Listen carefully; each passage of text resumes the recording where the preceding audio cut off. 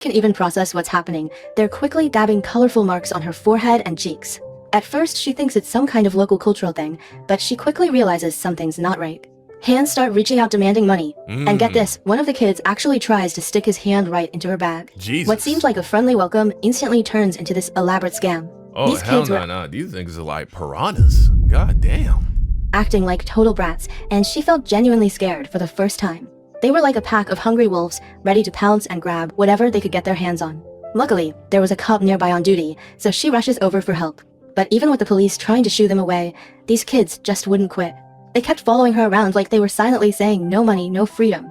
This blatant harassment left her feeling both furious and helpless. That's crazy. And her impression of the city was already getting pretty dark. Some good people couldn't stand watching this anymore and stepped in to help chase the kids away. But these little troublemakers were like sticky tape that just wouldn't come off. They were obviously part of some organized operation and had developed seriously thick skin.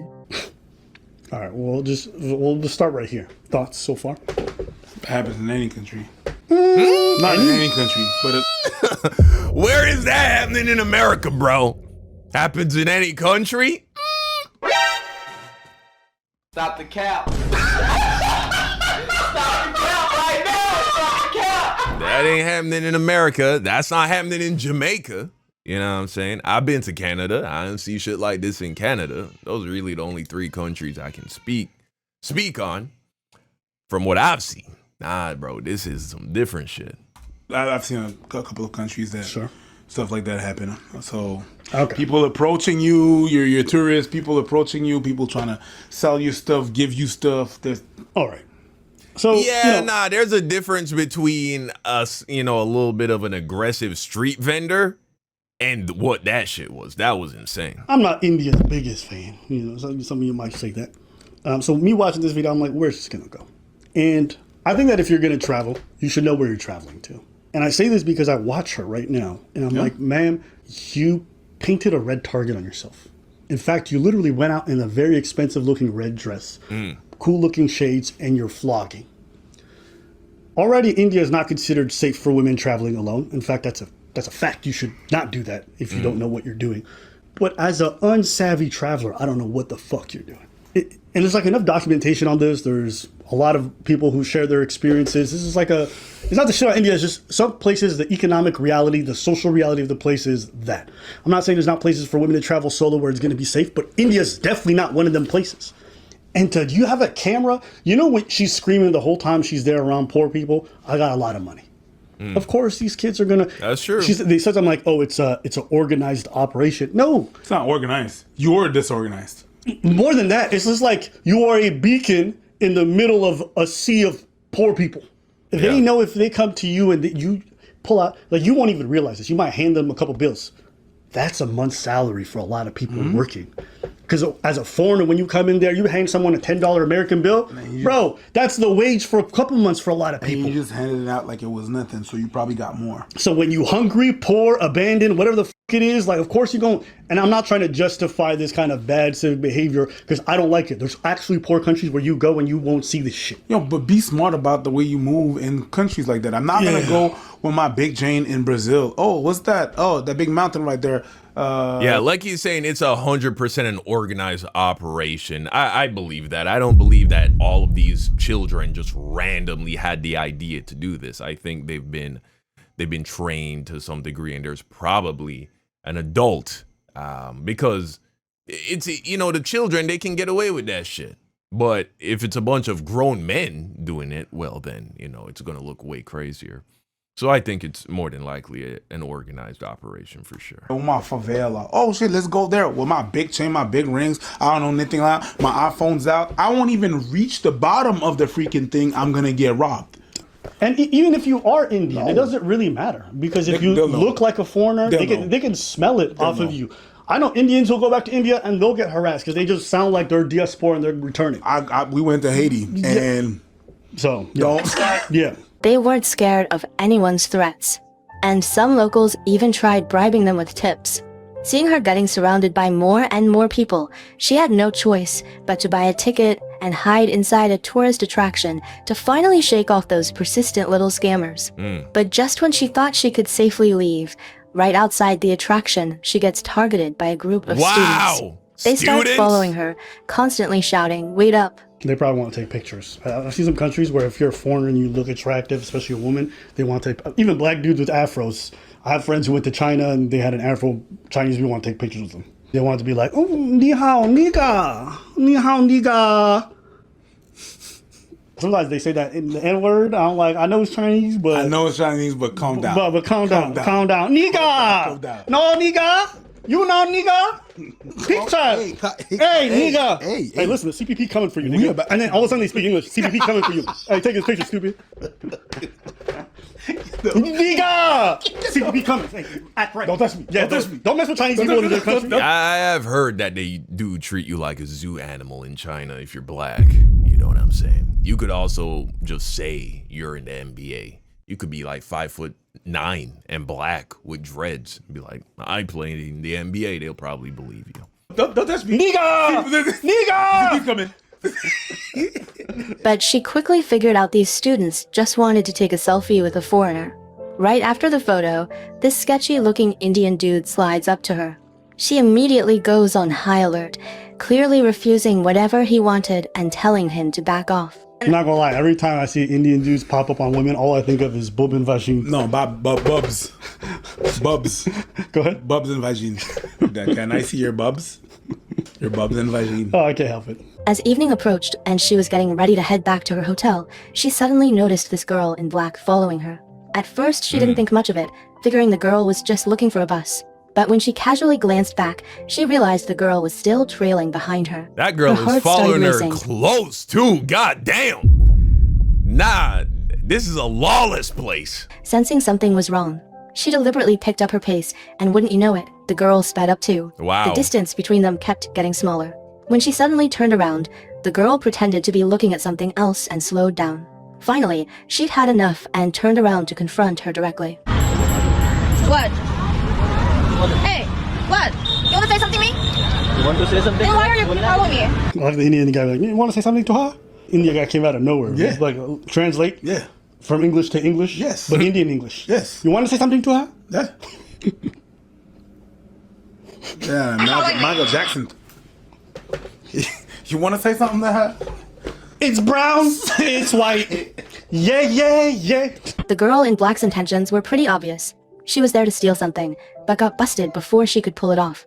Feeling the danger, she decided to get out of that area immediately, but the taxi drivers started jacking up their prices. Wow. The ride-sharing app clearly showed 100 rupees, but the drivers were asking for double. She didn't Yup. want to spend the extra money, so she ended up choosing some Indian guy's motorcycle. Even though Indian guy's motorcycle? Nah, she's both brave and also very naive. she felt uneasy about it, she needed to get away fast, so she gritted her teeth and got on. The girl was still She got on the back of a dude motorcycle. I bet she wasn't even wearing a helmet. pretty pleased with herself for Oh, she got a negotiating the price down, helmet, okay. completely unaware that trouble was creeping up on her. Okay. This nigga about to take you to a fucking shed. What are you doing? It's just a random dude with a motorcycle. It's like, yeah, I'll take you. I'll take you. And what's happening to her is not okay. But if you're not a local, stop trying to do local shit because it's not for you. She's taking all the wrong decisions. She's going through side streets that she don't know a city of. She's doing all this stuff. It's like, this is not a safe place. I don't get it. It's like, I'm not going to Afghanistan and being like, let me just wing it. I don't know. This is really juvenile. Let me go to the mountains. See what's going on. Yeah. I'm going on. All you had to do was like ask ChatGPT. It was like, is India a safe place to travel solo? I'm sure that it would have given you a very clear answer about why it's not, or if you do go, here are the places you should go, or here is the tourist, you know what I'm saying, company that's gonna bring you on guided tours and shit like that. You don't just go to a place like this solo, not knowing anything, not speaking the native language. That's crazy. It's like you're not home. That happened to You're some not girls. home. That happened to girls in Morocco. Morocco, like these two girls just went up into the mountains where it's like there's no police presence, whatever. Instead of staying at the hostel, they decided to camp, and then these two guys found them camping and then murdered them. No, It's but like- we're gonna wait. No, but we can just go hiking. You're not home. You're not home. There's always a fine line because like you don't Yeah. want to do this whole like victim blaming, but at the same time, it's like say. you have to show some self-awareness. You can't afford to travel and not learn about the place you're traveling to. Yeah, I understand that. I appreciate not wanting to blame the victim, but it's like if you walk around a hood you're not from, decked out in designer clothes and jewelry, people are gonna think you're fucking stupid if you get robbed. You know what I'm saying? People aren't gonna feel that sorry for you. They're gonna be like, yeah, that's wrong that they stole from you, but what were you thinking? I just no. And there's a lot, like you said, there's people that say that's talking about the victim blaming thing, and there's like, you know what, people need to be educated. You know, I'm gonna go with the solution that I can actually control, and I can control my behavior. Yeah. Victim blaming is gonna save my kids. I don't really care. My kids are gonna learn these lessons, and if they don't, I'm gonna reinforce it. My job is for my daughter and my son to come back home. Yeah, not to feel so good I'm about not gonna be, no, you should be doing that, and you have the right to do that. Forget all of that. Daddy needs them kid home. Yep. And I'm gonna be like, no, watch your drinks at all time. Do this, do that. Don't wander in the streets that you don't know. Go off talking to people that you don't know. Watch your back. Watch these girls. Watch these boys. Of course, I'm going to do that. Yep. The next day, she bought some snacks and caught a long-distance bus to Jaipur.